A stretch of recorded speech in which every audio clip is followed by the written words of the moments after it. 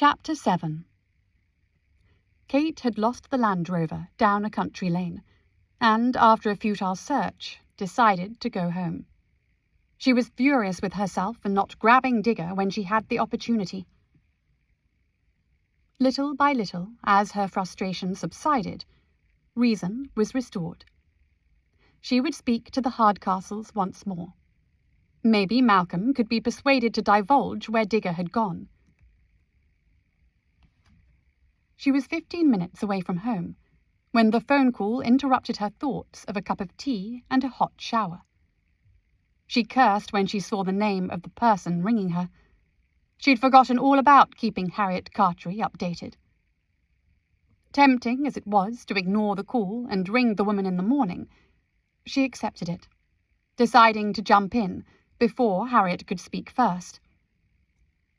"Sorry I haven't got back to you sooner, but something came up and I had to deal with it. Felicity has agreed to check the footage." Harriet caught a sob, then blurted, "Thank goodness. I've been tearing my hair out, wondering if you'd managed to convince her." "Thank you, Kate.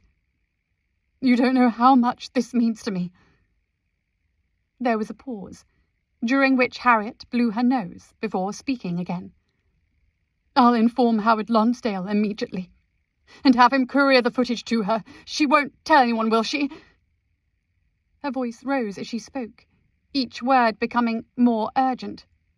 "I know this will sound paranoid, but if whoever framed me is capable of corrupting that video, then I'm sure they'll stop at nothing to prevent Felicity from proving it. You have warned her, haven't you?" "Harriet, you need to calm down." Harriet took a deep breath. I know, it's just, it's all too much. What is happening is inconceivable. I would never have imagined that I'd be in this position. Me. I can't begin to comprehend how it's come about, or even why, and trying to find an explanation that doesn't sound fantastical is driving me crazy. Worse still, nobody truly believes me. My lawyer makes placatory noises, but I can see in his eyes that he thinks I'm lying through my teeth, and even those people who are close to me are exhibiting doubts. That footage condemns me. How can I fight that?" Kate interrupted the verbal flagellation. "Felicity is on board, and I know it's easier said than done, but try not to get overwrought about the situation.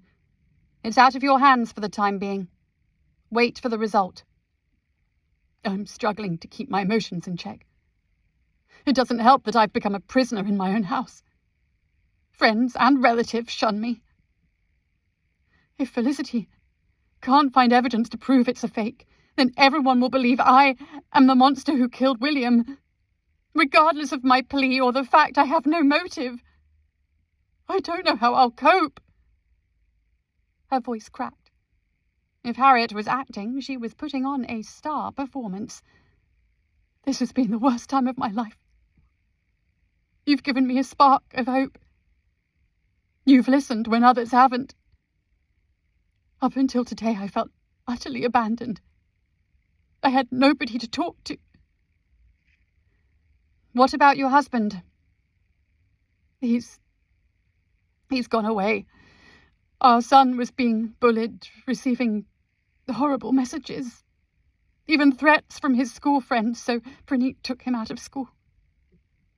They're both staying with his brother in Surrey. It's probably for the best. I miss them both, though, so much."